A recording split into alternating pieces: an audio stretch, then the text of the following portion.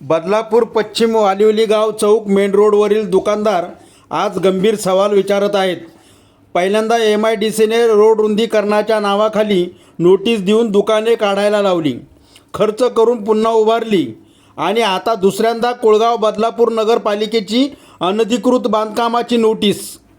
10 वर्षापासून इथे व्यवसाय करणाऱ्या दुकानदारांसाठी ठोस उपाययोजना कोणाकडेच नाही का? या परिसरातील लोकप्रतिनिधी खरंच आधार देणार की नाही? गाव बदलापूरमध्ये कायदा की निवडक कारवाई? 438 अनधिकृत दुकानांची यादी असताना सगळ्यांवर कारवाई झालीच नाही। कालच्या बातमीत स्पष्ट झालं, तोंड पाहून दुकाने तोडली गेली। या अन्यायाविरोधात व्यावसायिकांनी नगर परिषद कार्यालयात जाऊन नगराध्यक्ष रुचिता घोरपडे यांना थेट जाब विचारला।